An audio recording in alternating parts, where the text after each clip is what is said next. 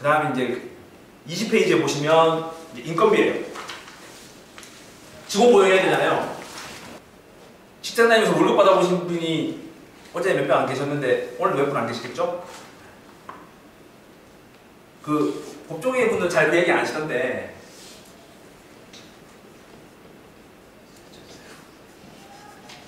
월급에서 이거 얘기 되게 많이 하잖아요. 우리 뭐 김현정 얼마 준대? 뭐 얼마가 그러면 세전 세우고 이렇게 못 붙잖아요. 그냥 관습적으로 묻는 거죠. 월급 받아보시면 알아요. 그거 왜 묻는지. 이 차이가 얼마나 나는지 제가 이제 설명을 드릴게요. 눈물 나게 많이 나요. 그래서 일단 인건비는 법인을 세우면요, 사장인 저도, 이 책에 나오는 사장인 저도 갖고 가는 돈이 월급이죠. 회사보다 딴 사람이니까. 회사가 나를 고용해 쓴 거잖아요, 사장. 내가 대주주라고 할 때 차지를 치고요. 그래서 이건희 회장님은 월급 받아 가실 거예요. 얼마인지는 모르겠지만. 네, 꽤 많이 받아 가시겠죠. 그래도 뭐 그분께 의미가 없겠죠. 네, 어쨌든 받아 가세요. 대주주는 다른 거고. 그래서 이제 이 예제에서는 저 100만원, 한 명 고용한 직원 50만원 해서 150만원 이렇게 준다고 가정을 할게요. 150만원 땡 주면 끝이냐? 그러면 제가 여기다 적어놨겠죠. 이게 끝이 아니에요. 일단 줘야 되는 게 뭐냐면요, 일단 부담해야 되는 게, 사람 한 명 고용하면요 뭘 부담해야 되냐면 일단 월급 줘야 돼요. 그 다음에 4대 보험이라고 불리는 애들을 줘야 돼요. 그 다음은 퇴직금 챙겨야 돼요. 그게 고용주 입장입니다. 한 명 고용한 이만큼 챙겨줘야 돼요. 그 다음에 내가 월급을 받으면요, 월급 받으면 저게 다 안 들어와요. 4대 보험 한번 내야 돼요. 그 다음은 저는 갑근세라고, 여기는 근로소득세라고 그러죠.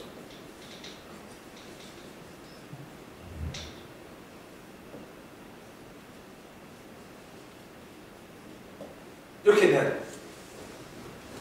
퍼센트 말씀드릴게요. 얘가 100이라고 치면 4대 보험이 얼마냐면요, 21페이지에 보시면 주국해서 고용주가 9.13%고요 14%고요 퇴직금은 월급의 연봉이 12분의 1이에요. 그리고 4대 보험은 직원을 얼마 내야 되면 8.2%를 내야 되고요. 근로소득세는 약간씩 틀려요. 좀 이따 설명을 드릴게요. 이게 아마 11로 나오면 8.몇 %일 거예요. 그렇죠? 12분의 1이면 퍼센트랑 8.몇 %.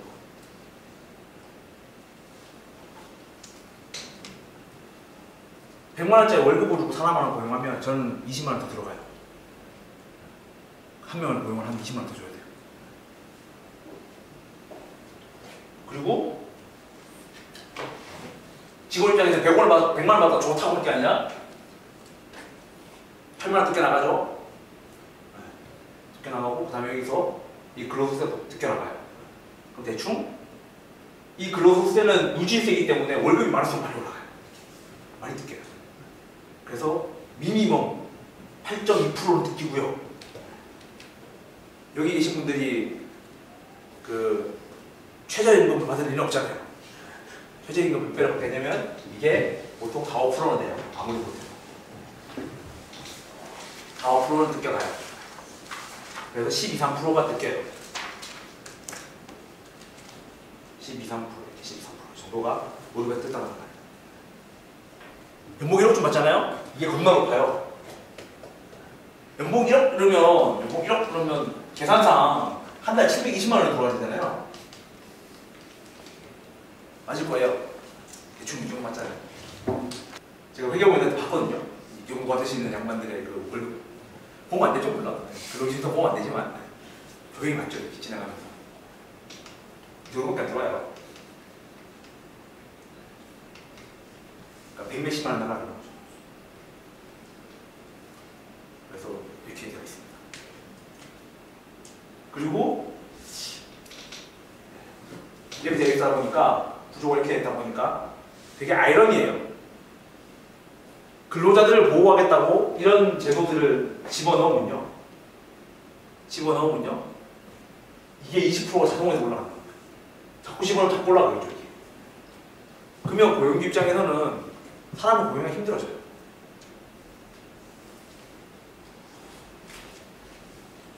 이거 없다고 하면 5명만 아니라 6명 고용할 수 있잖아요. 얘 때문에 5명 고용 못한다. 이게 자꾸 올라가면 자꾸 안 쓰고 싶죠. 정 써야 된다고 하면 이 부담이 없는 사람들 쓰고 싶죠. 비정규직. 혹은 이제 비정규직보다 더 떨어진 상태는 직접 고용을 안 하고 파견직에 직접 고용하죠. 용역회사에 이렇게 받아서. 그래서 밖에 나가보면 이제 일할 때 보면 이렇게 작은 사무실에 있는 그 여직원들 있어요. 그래서 격리 봐주는 여직원들 대부분 용역 파견한다. 그래서 거기는 만약에 제대로 고용했다면 튼튼한 회사로부터 월급 100만 원을 받을 수 있는데 이런 조항들을 피하고 싶으니까 이걸 안 부담하고 싶으니까 용역회사에다가 100만 원을 줘버리고 난 있자 이렇게 혹은 뭐 귀찮은 거 감안해서 105만 원 주고 있자. 그럼 중간에 용역회사가 자기 수수료 떼고 이 정도로 주는 거죠. 그러니까 아이러니하게 이 제도가 만약에 없었다면 그 사람은 이걸 받을 수 있는데 이 제도 때문에 그 사람은 이거밖에 못 받게 돼요. 그래서 그런 이제 좀 아이러니한 문제가 생기죠. 그러면 남아있는 사람은 좋을 거 아니냐? 안 좋죠. 왜냐하면 일단 이 부담 자체가 높아진다는 문제가 있고요. 두 번째는 뭐냐면 이 보호망에서 벗어났을 때 어떻게 되는지 봤잖아요. 그걸 이 비용을 아끼고자 용역업체를 쓰는 일을 하는 사람들도 결론적으로는 자기도 정규직이지만 고용자라고요. 피고용인이라고요. 아, 여기서 벗어나면 어떻게 되는구나 봤다고요. 이 보호망을 벗어나면 어떻게 되나. 그렇게 되면 사람들이 위에서 무슨 일을 시키더라도 합니다. 벗어나면 안 되니까. 벗어나면 내가 어떻게 되는지 아니까. 그래서 일단은 필요한 사람만큼 고용을 못하니까 일이 많아지고요. 그리고 벗어나면 망하는구나를 아니까 열심히 일해야 돼요. 그래서 한국 사람들 참 열심히 일하죠. 저도 그게 보면 정말 열심히 했어요. 뭐 이걸 보고 한 건 아니고요. 이걸 보고 한 건 아니지만 어쨌든 지금 그래서 그런 분명히 이런 제도적으로 그렇게 도입했을 때 아이러니한 문제는 있습니다. 그 제도를 이제 하나하나 설명을 드릴게요. 월급은 아실 거고요. 월급은 아실 거고요. 4대 보험은 국민연금, 건강보험에 붙어 있는 게 뭐냐면 노인요양보험료, 그 다음이 고용보험, 산재보험 이렇게 붙어 있어요. 총 5가지 보험을 4대 보험이라고 그러고요. 지금은 진규체계가 통합되어서 국민건강보험공단에서 통합해서 걷어가요. 그리고요, 퇴직금. 옛날에는 어떻게 했었냐면, 퇴직금이 22페이지인데요. 옛날에는 보시면 12분의 1 만큼을 22페이지에 보시면 회계 처리수만 해놨어요. 퇴직급에 13만원, 퇴직급에 충당금 13만원, 끝이에요. 충당금이라는 의미는 미래에 있을 일을 대비하기 위해 쌓아놨다는 얘기거든요. 그래서 미래에 있을 퇴직을 대비해서 13만원 쌓았다. 즉 나는 이 사람들이 오늘 다 그만둔다고 하면 13만원을 줘야 된다 라는 의미로 쌓아놓았어요. 반대쪽 궤적 까먹은 게 비용이에요. 이런 비용이 발생했다. 여기는 자산이 없잖아요. 나 13만원 빚 있어. 끝입니다. 그래서 직원이랑 사장이 나간다고 그래서 나 퇴직할 거야. 퇴직금 줘. 그러면 내가 갖고 있는 돈 줘야 됩니다. 갖고 있는 거에서. 돈 없으면요? 못 받죠. 채무불이에요. 변호사를 가셔야 되는 거죠. 지금까지 노무사들이 가셨겠죠? 근데 돈이 없는데 어떡합니까? 사업적으로 돈이 없는데. 이게 되게 그러니까 딱 상식적으로 해보시면 12분의 1이잖아요. 한 달치예요. 이 사람이 12년 일한 사람이에요. 그럼 그 사람 퇴직한다고 하면 1년치 연봉을 줘야 되는 거예요, 그 사람한테. 근데 연봉은 보통 이렇게 올라가잖아요. 12년쯤 일했으면 옛날에 얼마 안 됐을 건데 올라갔을 거잖아요.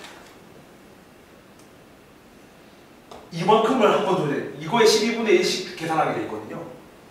마지막 마지막 받은 거예요.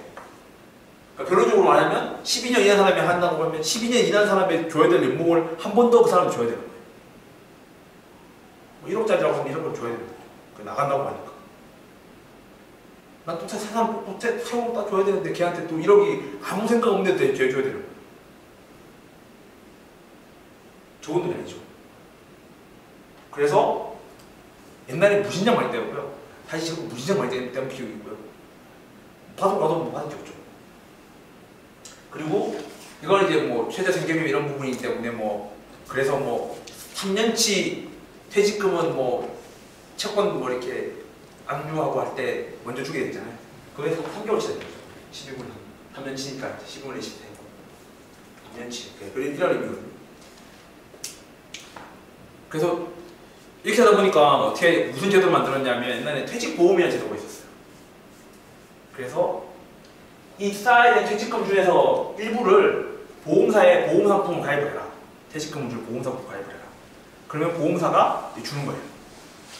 근데 실패했어요. 정착을 못했어요. 왜 그랬냐면요. 보험은 뭐냐면 종류가 두 종류예요. 모두에게 일어나지 않지만 몇 명에게만 일어나지만 사태가 발생했을 때 돈이 많이 들어가요. 자동차나 뭐 화재보험 이런 것도. 그래서 보험사 입장에서는 왕창 받아놓고 이렇게 조금씩 받아놓고 확률상 봤을 때 사고 날 확률이 요만큼 있으니까 요거 빼놓고 나머지 자기가 수익금을 먹잖아요. 그게 손해보험사예요. 이런 보험을 적용하려면 모두에게 발생하지 않아야 돼요. 일부분 발생을 해야 돼요. 퇴직이라는 이벤트는 모두에게 발생하잖아요. 그 사람들이 모두 다 퇴직을 한다고. 그러니까 손해보험과 같은 형태로는 이게 보장이 안 돼요. 그러니까 보험상품을 개발할 수가 없어요. 그러니까 반대쪽에 또 뭐 있냐면 생명보험이 있거든요. 생명보험은 뭐냐면 돈을 이렇게 왕창 내는데 사람들이 보통은 오랜 시간 뒤에 죽어요. 그러니까 내놓은 돈을 모아다가 내가 계속 운용을 해서 수익을 남긴 다음에 순차적으로 죽어나가면 그 사람한테 주면 되는 거예요. 그리고 또 새로운 사람들 들어와요. 그 사람 돈 받아서 이게 있는 거랑 운용한 수익을 합쳐갖고 계속 내주면 원금을 지키면서 보험을 유지할 수가 있어요. 생명보험의 장점가 반드시 필요한 건 뭐냐면 긴 시간이 필요해요.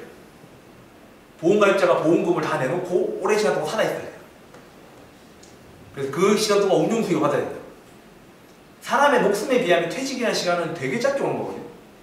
우리나라 평균 근속연도 7년, 8년 이렇게 안 돼요. 그러니까 7, 8년 만에 그 퇴직금을 보장해 줄 수 있을 만큼 수익을 낼 수가 없어요, 보험은. 그래서 보험 상품의 형태로는 사실은 퇴직금을 담보하기 힘들어요. 그럼 쿨하게 이렇게 말하면 야, 그럼 퇴직금 딱 있는 거 발생할 때마다 1년에 은행에 넣으면 되지. 아까 말했잖아요. 금액이 크다고. 그리고 퇴직금이 그 사람이 반드시 퇴직은 하지만 전부 다 같이 퇴직하는 것도 아니잖아요. 그러니까 퇴직금을 주자고 또 그 뭉친 걸 모아놓는 것도 사실은 바보 같은 짓이에요. 그래서 일부만 이렇게 해서 보험상품 가입해라 뭐 이런 식으로 했었는데 이런 문제점 때문에 정착을 못했어요. 근데 또 우리의 수명은 계속 늘었고요. 사람들은 이제 노후가 계속 불안해졌고요. 국민연금은 계속 빵꾸난다고 하고요. 그래서 도입된 게 퇴직연금이에요. 퇴직연금은 이제 그럼 퇴직연금이라는 상품을 가입해봐라. 그래서 퇴직연금은 어떻게 만들었냐면요. 종류 두 가지예요. 확정기여형 B, C 컨트롤 B 확정급여형 DB. 얘는 뭐냐면요. 좋다. 12분의 1. 매년 12분의 1씩 그냥 외부 금융기관에 직원 이름으로 맡겨. 그러면 그 금융기관이 알아서 불려가지고 그 고용자에게, 그 고용인에게 나중에 연금의 형태로 줄 것이다. 그러면 사업자 입장에서 유리한 점이 뭐냐면요. 아까 퇴직급여는 최종 연도에 12분의 1씩 쌓아야 되는 거잖아요. 12분의 1을 나갈 때 계산해 줘야 된다고요.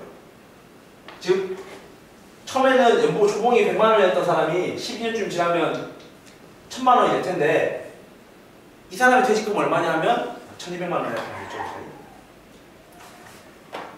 600만 원이었던 사람이 1200만 원이 됐으면 퇴직급여 쌓아 어떻게 써야 되냐면 100만 원 곱하기 10년이 됐다고 하면 10년 해서 1000만 원을 쌓아야 돼요. 이 사람이 나가면 1000만 원 됩니다. 근데 매년 떼주면 600이 12분의 50이었을 거 아니에요. 이때는 100이. 그러니까 50씩 금융기관에 맡겨가는 거예요. 직원 이름으로. 그러면 금융기관 안에서 불려가지고 그 얘한테 이제 연금을 줄 것이다. 연금 몇 살이 되면 연금을 준다. 직원 입장에 왔을 때 이 운용사 잘 못하는 것 같아. 그럼 쟤한테 맡기는 거죠. 딴 놈한테. 딴 금융사한테 맡기면 돼요. 그 계좌 옮겨다니면 되거든요. 이게 확정 기여형이라는 상품이에요. 기업의 좋은 점은 비용 주머니 있는다는 거. 직원 입장에서는 다행히 수익률이 좋으면 되지만 나쁘면 그 위험을 직원이 감수해야 된다는 문제점. 반면 확정 급여에는 뭐냐면요. 회사가 어떻게 만드는지 알 바 아니고 퇴직금 어떻게 만드는지 알 바 아니고 이 직원에게 연금을 얼마 줘야 된다. 연금액을 확정시켜 놓은 거예요. 이 직원 퇴사하면 연금을 얼마씩 죽을 때까지 주겠다. 그 재원은 회사 네가 알아서 만들어라. 이렇게 돼 있어요. 물론 알아서 그러면 퇴직금이랑 옛날 퇴직금 제도랑 다를 바가 없잖아요. 그래서 일부 금액은 외부 금융계에 신하게 돼 있긴 해요. 강제적으로. 그리고 두 가지 제도가 있어요. 자, 그러면 이제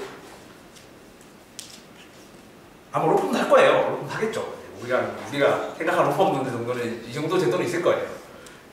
신문기사 보면 막 그 월간도 막 그런다고 하긴 하지만 어느 거 고르시겠습니까? 보통은 이제 골라져 있을 건데 이제 투표를 하라고 하면 어느 거 선배님께서는 어느 거 고르시겠습니까? 얘는 내가 알아서 불려서 내가 먹는 거. 얘는 회사가 보장해 주는 거. 어느 거 고르시겠어요? 급여. 어느 거 고르시겠어요? 반대로 이제 고용주가 되셨어요. 변호사 사무실에 왔어요. 어느 거 고르시겠어요? 이거 고르시겠죠. 저도 이럴 줄 알았어요. 그러면 미스매치잖아요.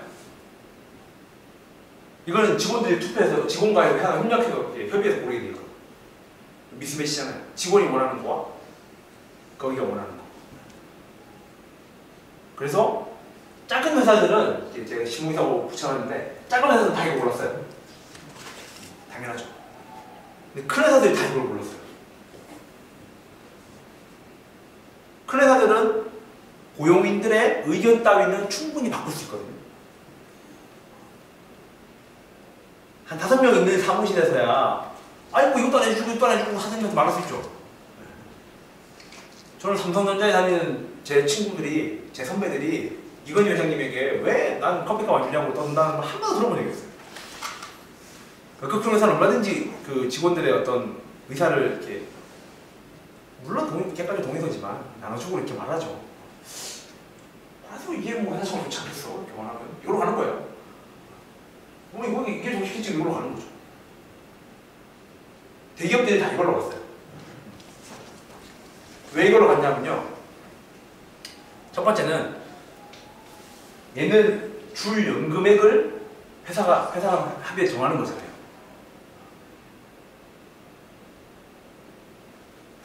얼핏 보면 되게 부담스러울 것 같잖아요. 이 연금액을 작게 정하면 되잖아요. 회사는 근로자랑 협의해서 작게 정하면 되잖아요. 회사 입장에 부담이 안 되잖아요. 근로자 입장에서 당장 계속 다녀야 되는데 회사가 이거 좀 작게 했다고 해서 그리고 이걸 산정하는 식이 겁나 복잡하거든요. 엑셀 식 겁나 복잡하고요. 회계사들도 못 봐요. 그래서 누가 보냐면 보험 계리사들이라는 사람들이 이거 계산하거든요. 그러니까 알 수도 없어요. 이거 왜 나왔는지. 그리고 뭐 20년 뒤에 줄도 30년 뒤에 줄도 이러기 때문에 일단 액면가를 보이면 되게 커 보여요. 실질적 가치는 이렇게 높지 않더라도. 그래서 그냥 회사가 주어지는 대로 그냥 사인하면 그렇죠 뭐 사인이죠. 즉 회사 입장에서는 어떻게 보면 얘로 부담해야 되는 것보다 얘로 부담해야 되는 게 적을 수 있어요.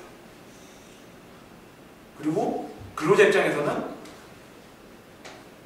뭔가 확정돼서 좋은 것 같은데 알고 보면 평타 맞춰도 얘가 더 나을 수도 있는 거예요.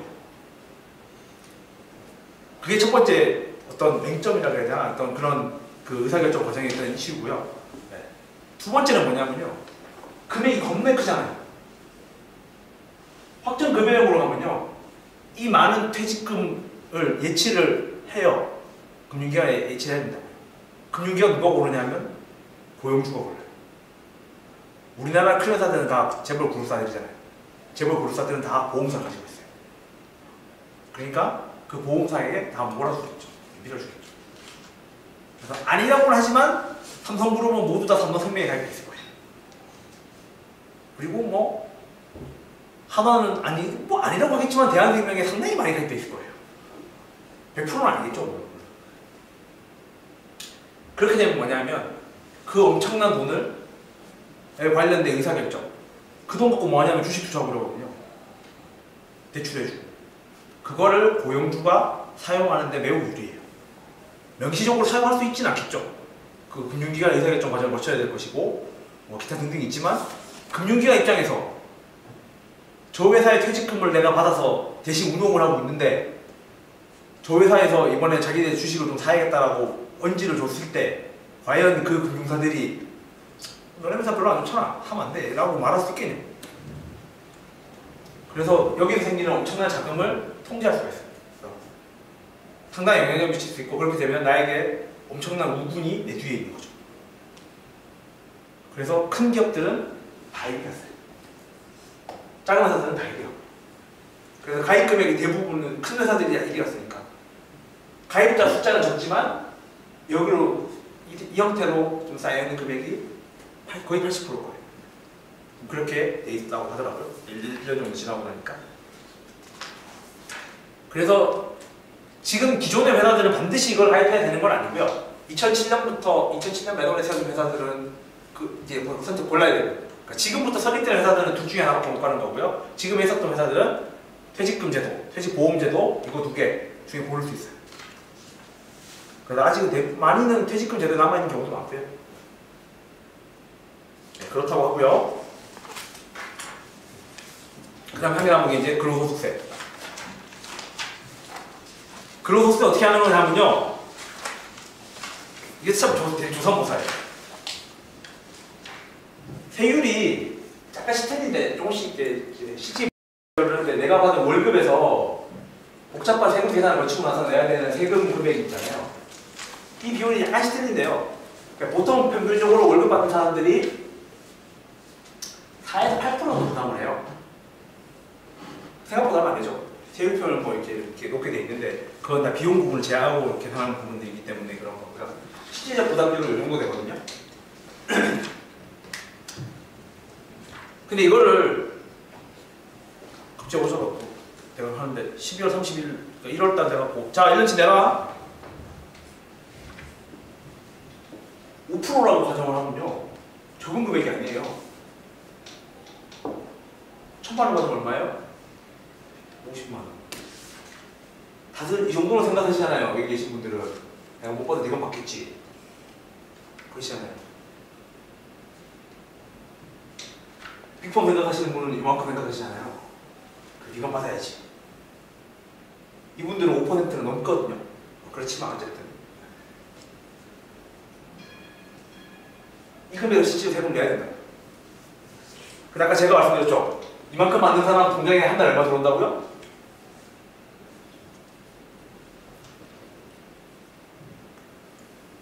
(12월 30일) 날 가가지고 야 너 세금 나왔다 라고 하면 이 사람은 12월달 월급으로 요거 받아가야 돼요. 요즘 내는 사람들은 재수 없으면 거꾸로 돈 내야 돼요. 월급도 못 받고 더 이렇게 내야 되는 거예요. 조세정이 장난 아니겠죠. 잠자코 낼 리가 없잖아요. 그리고 각 개인은 또 잠자코 세금을 안 내요. 우린 신고해서 세금 납부해요. 내가 신고해서 세금 내야 돼요. 하시겠어요? 뭐 이쁘다고 안 합니다. 그래서 어떻게 했냐면요, 정부가 겁나 똑똑하죠. 사업자들한테 야, 월급 줄 때 월급에서 조금씩 틀리지만 이거 떼놔. 이렇게 하는 거야. 월급 떼서 갖고 있다가 네가 갖다 내. 매달. 사업자는 숫자가 확 줄잖아요. 조금 쓰는 사람 몇 명 없잖아요. 그리고 월급을 주는 원천적인 데서 떼가는 거예요. 먼저 떼서 네가 갖다 내. 이렇게 한 거예요. 이거보다 훨씬 높죠? 근데 실질 부담률이 이 정도라고 하니까 이 정도 말씀드렸잖아요. 얼마를 떼라고 하냐면요, 이 정도로 떼라고 그러는 거예요. 그래서 그럼 이제 각 근로자들한테 뭐라고 하냐면, 자 12월 됐잖아. 근데 너네 됐으니까 그동안 네 6%씩 해서 1,000만 원 벌어서 됐더니 나한테 60만 원 내놨더라. 자, 그럼 이제 세금 계산 니네 해와. 그래서 남는 금액 있으면 돌려줄게. 얘기가 틀려지죠. 내가 내야 될 세금은 이거라고요. 근데 정부에 이미 이만큼 뜯겨놨어요. 나는 서류를 죽으라고 만들어서 가면 정부가 10만 원 줘요. 이게 연말정산. 신문에서 말하는 13월의 급여. 완전 조선모사죠. 먼저 뜯겨놓은 돈 내가 눈 뒤집고 쳐다본 거예요. 부지런히. 정부는 사실 이렇게 해서 근로소득세를 좀 잘 걷어들이는 거는 아무런 세수에 별 도움이 안 돼요. 요 10만 원 돌려받고자, 10만 원 돌려받고자 얼마나 많은 사업자들 찾아다니면서 그 영수증을 다 갖다가 국세청에 갖다 바치시겠습니까? 의료비 빼줄게? 그러면 전부 다 그냥 병원에 가가지고 내가 뭐 좀이라도 3,000원짜리라도 막 모아다가 갖다 줍니다. 국세청에 가서. 그리고 옛날에 이제 지금 신용카드, 우리나라 신용카드가 전부 쫙 깔리는 게 이거거든요. 신용카드 쓴 거는 한 10% 빼줄게. 세금, 신용카드 1,000만 원 썼으면 100만 원에 대해서는 세금에서 공개해줄게. 다들 미친듯이 카드 끄고 다니죠? 그거 받을라. 그러면 그동안 어둠 속에 계시던 우리의 자영업자들의 그 많은 탈루된 소득들이 제발로 국세청에 척척척척 쌓여요. 그래서 우리나라의 소득 탈루율은 겁나게 낮아졌어요. 그 신용카드 공제율을 풀어주는 바람에. 그리고 제가 얼마 전에 안경점 하시는 분을 만났거든요. 옛날에 안경점 돈이 진짜 많이 벌었대요. 근데 의료비 공제에 딱 들어가면서 끝났어요. 신용카드 공제 받겠다고 카드 긁고요. 그 다음에 그것도 혹시 몰라서 의료비 공제를 또 해줬거든요. 그러니까 의료비로 쓴 거로 인정해 줄 테니까 그 영수증 받아서 갖다 내면 그만큼 까줄게, 세금 내야 되는 금액에서. 그러니까 또 안경점에 가서 또 확인해서 하죠. 영수증 다 받아가요. 안경점은 그래서 다 소리 다 넣어주는 거예요. 안경점 하시는 분 죽으려고 그러죠. 사업자들 입장에서는 이게 제조업이랑 그 유통업 마진이 뒤에 가서 보시겠지만 5% 이렇게밖에 안 돼요. 100원짜리 팔면 에서 떨어지고 5원 이렇거든요. 거기에다가 또 세금을 또 내면 부담이 장난 아니거든요. 그래서 이런 구조로 돼 있어요. 그래서 매달 월급을 받으시면 요걸 뜯어놔요. 요 퍼센트로 차곡차곡 뜯어서 국세청에 납부를 해요. 그리고 12월 말이 되면 이제 지금 1월달이죠. 1월달이 되면 이제 눈에 불을 켜고 막 영수증 막 모아서 갖다 바쳐요. 그래서 이게 우리나라 지금 세금 구조예요. 소득세, 그 징세 구조가 이렇게 돼 있어요. 여기까지가 하면 이제 사람과 인건비 관련된 거는 다 얘기를 드리는 거예요.